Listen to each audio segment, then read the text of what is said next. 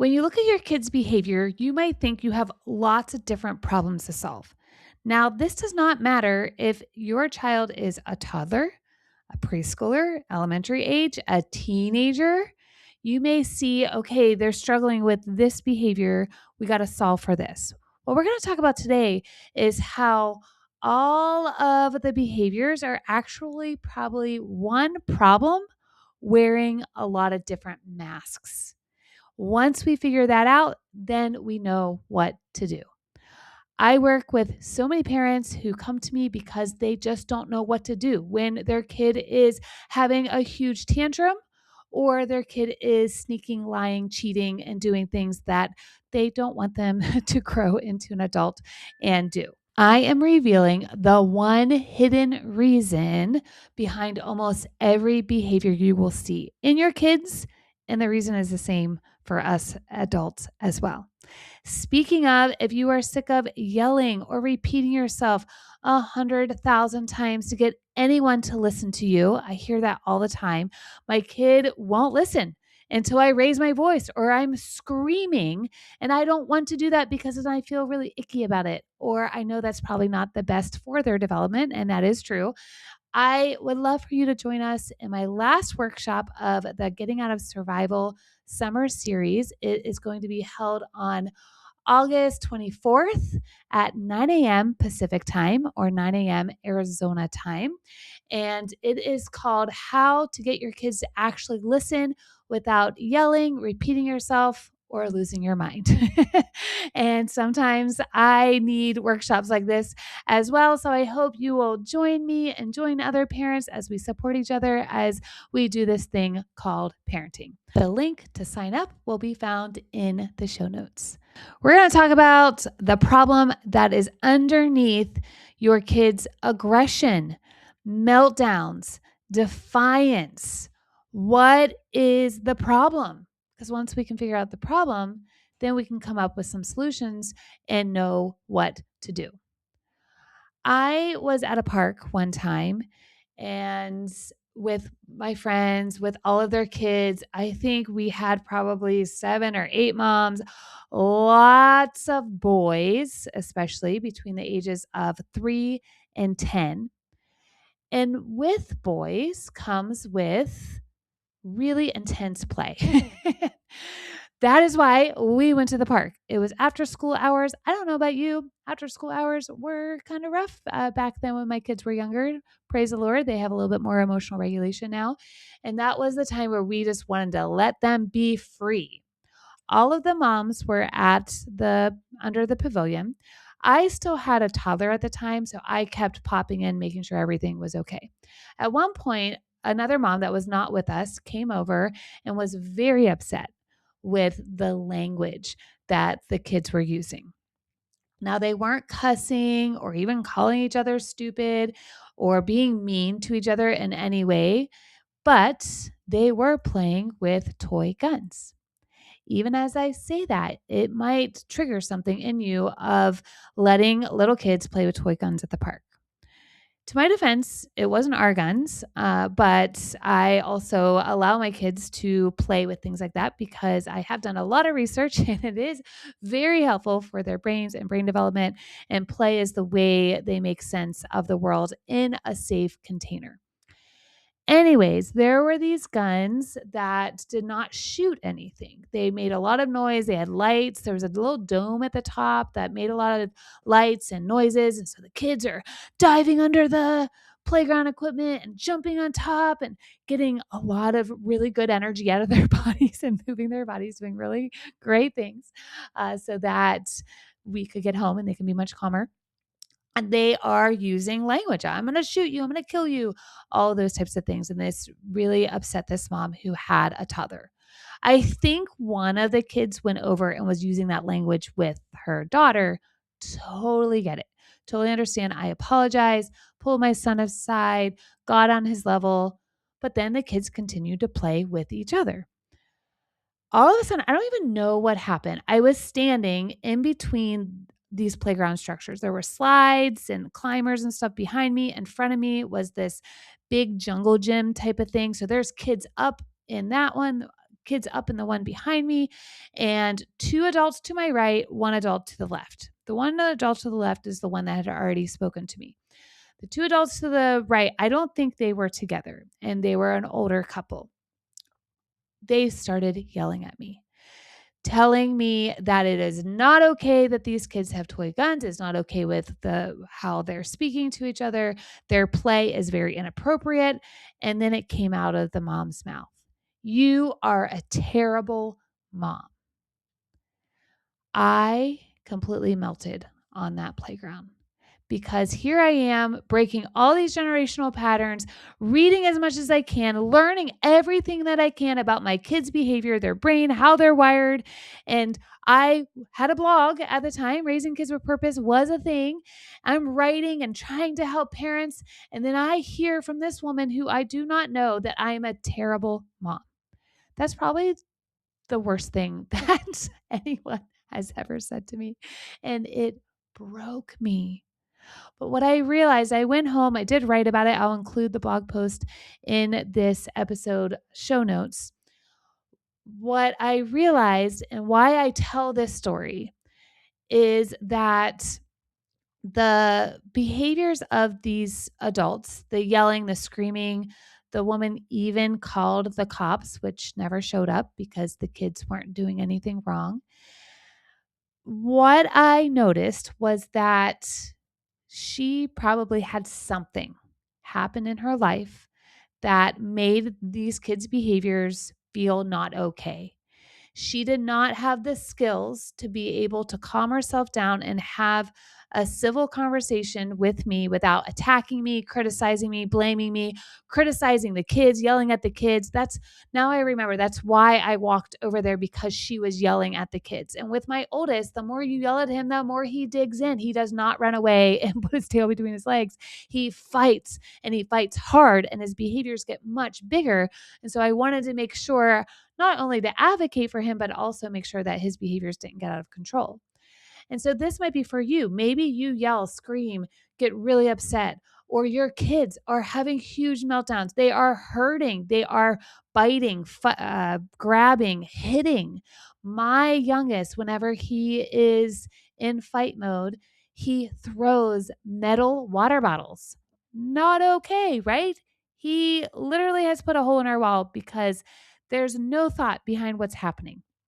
So the aggression, the meltdowns, all these big behaviors that your kids might be having, it's just like with these adults, there was something else going on. There was something else driving that behavior. Now it is nuanced, it's very individualized, but with kids, the core root of most behavior problems are 2 things. I say one reason, but really there's a couple reasons. The one is unmet needs. They have an unmet need that they can't fill themselves. And maybe we aren't able to meet that need in the moment either. So it comes out sideways in behavior. Or the other one is lagging skills. And even for these adults, the woman was probably into her 50s or 60s.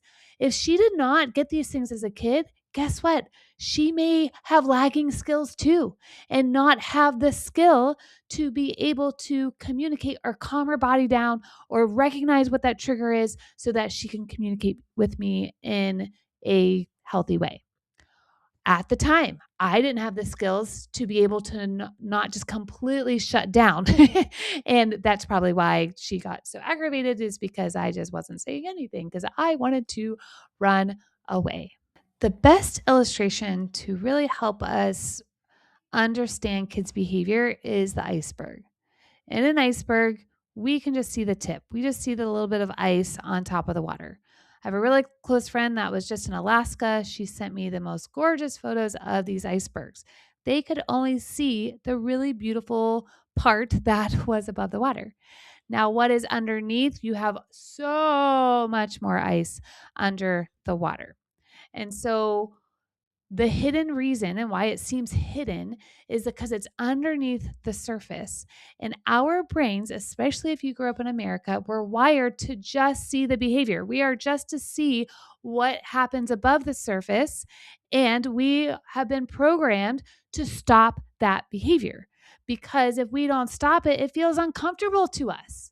So there's a lot for that's underneath our own iceberg that is driving that discomfort because our kid crying should not make us feel uncomfortable. If we are able to regulate ourselves, to understand, be mindful of what the narrative is, and to be able to have the skills to allow someone else to feel very deeply. And then that is what our kids need. They need us to co regulate with them. But a lot of us did not get co regulation. Therefore, we find it very uncomfortable and then we want to stop it.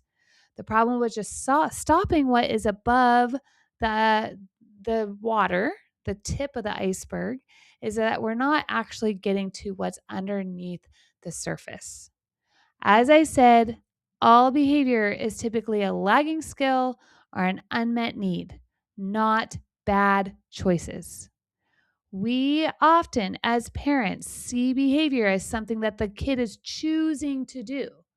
They don't have the brain development to make those choices, especially when they're flooded. With my son throwing a metal water bottle at his brother when he's super ticked off, or throwing it at the wall because he misses his brother, in the moment, that is, yes, it is not a great choice, right? But he's not choosing to just throw the water bottle. It is very reactive. He does not have the skill to go, I need to calm myself down. These are the things that I can do to calm myself down. Insert the parent, insert the adult who has a fully developed brain, fully developed nervous system, or at least that's the goal for us to get to that place. Then we can help co-regulate and help them develop those skills and help them meet those needs so that they don't throw metal water bottles across the room. Okay, so let's apply this one reason or two reasons, unmet need, lagging skill, to each of the behaviors that I mentioned.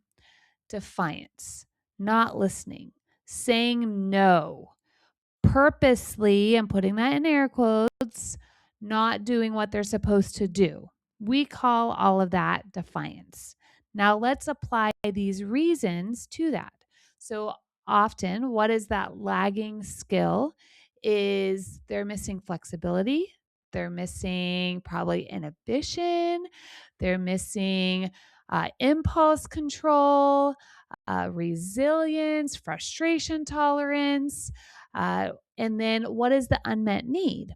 A big unmet need for defiance or just not listening or not doing what they're told is their fight and need for autonomy and agency.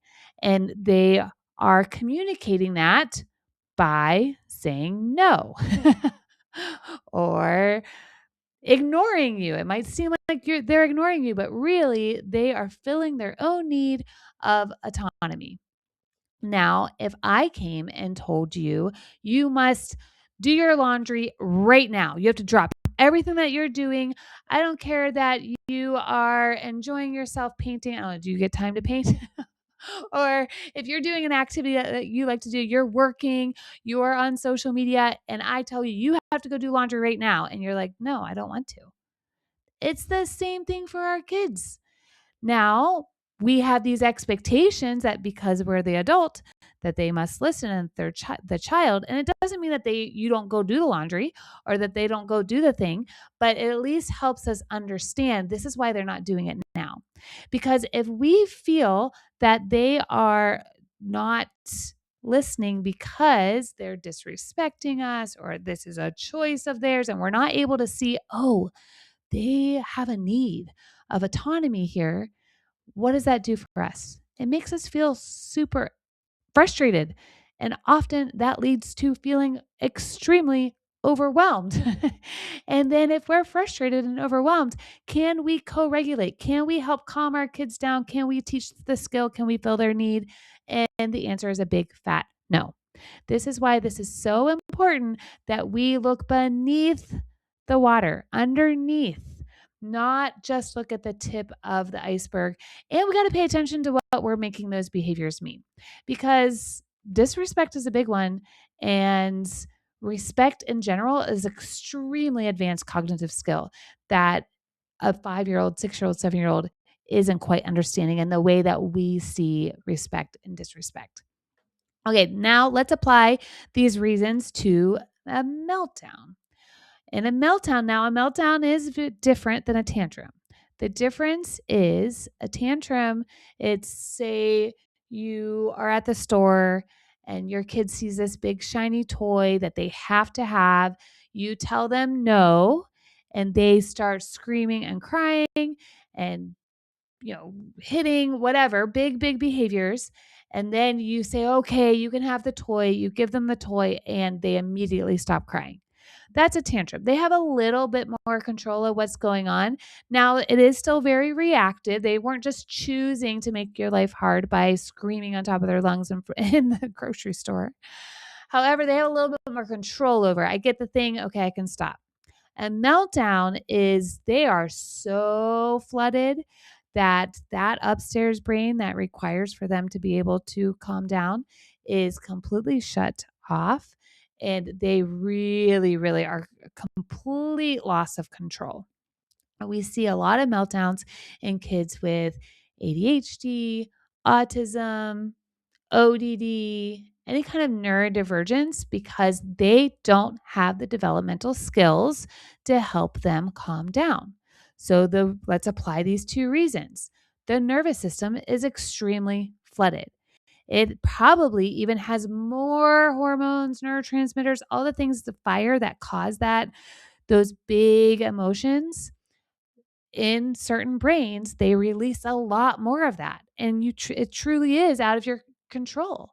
I have a friend that told me about her husband who works in a kitchen, and he stopped cooking because the head chef would lose his ever loving mind anytime that they were super stressed, screaming, yelling at the staff. I think there's even a show about this. And what that tells me is he probably isn't in as much control as we think he is, even though he's a full grown adult. Probably didn't get these things whenever he was developing. His frontal lobe is probably not fully developed. And he is so flooded that his system has no other way to process all of that stress except to unleash it on his staff. So this isn't just in kids. This could be in people that you know, adults, your boss, your spouse, yourself. And it's not in your control as much as you think it is. If so, then we would never behave in those ways, right? Okay, so then that is the lagging skill, is to be able to emotionally regulate.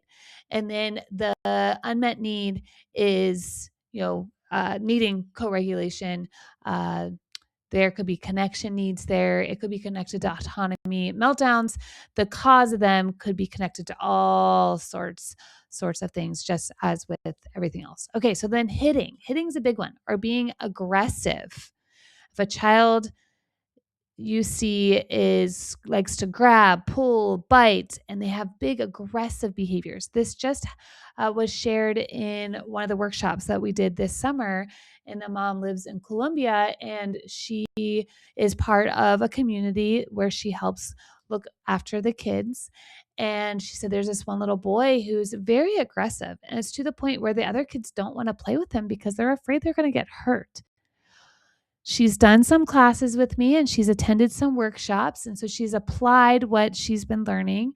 And she said she noticed once she connects with him first, she gives him lots of attention and she's tender towards him, that the aggressiveness not fully goes away, but it's lessened. So yes, that behavior is coming from he has a high need for connection and he's not getting it. Now I have parents say, okay, but it seems like my kid's connection bucket has a hole in the bottom. I give them connection. I give them attention. We play together. We snuggle and cuddle and read books. And it is just not enough. It's as if the connection's coming into their bucket and it is just leaking out. I have a purpose parent transformation program that we really get into the nitty-gritty on where that hole is coming from and how to start patching that up. And it really starts with your nervous system. And then we really work on healing your kid's nervous system. So if this is you, just listening to this podcast is probably not going to be enough. There's probably additional things that we can do to help patch up that hole where the kid won't just need like endless amounts of connection. But connection is a really, really big need. So with it, we have the hitting, that's the surface. Underneath the need could be that they really need connection. It could be a sensory need. Now, with the meltdown, a lot of times that's a sensory need, and also with not listening, there could probably be, or because it could look like they're not listening, but maybe they're spinning in circles, or they're climbing on the ground, or climbing underneath the table. That could be that they are getting a sensory need instead of just ignoring you. And so with the hitting, aggressive behaviors, a lot of it, especially with like grabbing, pulling, even biting, that could be an oral sensory need. It could be a proprioceptive need. I really dive in to all of the sensory needs for you and for your kids in a series here on the podcast. I can't remember the episode number, so I will put those in the show notes for you. And then that's the need. And then what could be the lagging skill? They don't have inhibition. They can't feel futility. They don't know what else to do so that they hit. They don't have the skill of sharing yet, which could lead to the hitting. They don't have impulse control. A lot of these skills are in the frontal lobe, our executive function skills. There's other skills too, like time management, organization. That's all an executive function, which does not fully develop until a person is between the ages of 25 and 28. The emotional centers, it even takes longer for those to develop. So really, if you have a teenager and you're like, why the heck is this teenager acting like a toddler? It's because your teenager's brain is majorly under reconstruction. It's figuring out what connections do I want to keep, which connections do I want to get rid of. And then there's things that are happening with the gray matter and white matter. And a really great book that explains it way better than I am is called Brainstorm, I believe. Brainstorm or Mindstorm? Mindstorm, I think, is the Legos. I think it's called Brainstorm by Dr. Dan Siegel. And he explains how the executive function is not fully developed, especially in the teen years. And so the reward in their minds, like why they do risky things, is so much greater than what could happen or the consequence to the reward in the moment. Now, eventually, once the brain fully develops and the executive function centers fully develop, the frontal lobe fully develops, the emotional centers, then they can go, oh, I'm not going to go out to the desert for a bonfire, whatever it may be, where there's lots of drinking and lots of things happening, because this could happen. They don't have that as teenagers, but we do develop it, or hopefully we get to develop it by the time we're a full functioning adult. Or that's why you see sometimes not great behaviors from adults, and that lead them to, make choices that cause them to end up in jail. It's because there's parts of their brain that are not probably fully developed, or they may act in ways or do things where they're so flooded with stress that they may not even have memory of it. Okay, so that is the hidden reasons behind really challenging behaviors. When we can start there, though, it helps us stay calm. And a lot of times, our kids are needing our nervous systems to be able to stay calm, or at least regulated, to be able to keep our own thinker parts of our brain online so that we can make good choices in the moment, and we can teach those lagging skills and fill those unmet needs. And essentially, what we want to happen is for our kids to be able to fill those needs themselves. And they're no longer dependent on you or your nervous system. And I'm really starting to see that now that I have a 16-year-old. He's able to self-regulate so much more. He's able to make good choices. As a teenage as well as a teenage boy can. And he is able to learn from natural consequences. When he was younger, it didn't seem like he really learned much from the natural consequence. He get burnt, he got burned again. He did the thing. He forgot his homework. I read all this stuff on don't rescue them. They'll learn. Well, he never learned. Now he's learning because now his brain has the neural connections it needs up to that frontal lobe that those executive centers or executive function center is developing, and we're seeing the fruit of us laying all this foundation of not just punishing him and giving him consequences that we're imposing when he was younger and really leaning into meeting his needs and teaching him the skills. We're really starting to see that fruit now. I was just talking to a mom. She's like, oh, her kids are still younger. I think they're like 6, 7, 8 or somewhere around that age range. And she's like, oh, this is making me like feel so much better, but also maybe a little disappointed that it takes so long. And that's okay. That's totally fair. Okay, if this episode was helpful for you, please leave a comment, or if you have any questions, that's a great place to ask those questions, and I will address them here in future podcast episodes. Okay, and I invite you to take this one shift when your kids are behaving in ways that you're like, oh my gosh, this needs to stop. This feels really uncomfortable. Pause, take a deep breath, and ask yourself, what is the lagging skill or skills? What are the unmet needs? Those are the hidden problems driving those behaviors. And you can go from what's wrong to my kid or what's wrong with me as a parent that my kid is behaving this way, that means I'm a bad mom, to what are they needing to learn or what are they needing to feel okay in their bodies. I hope that helps. I'll go raise those kids with purpose.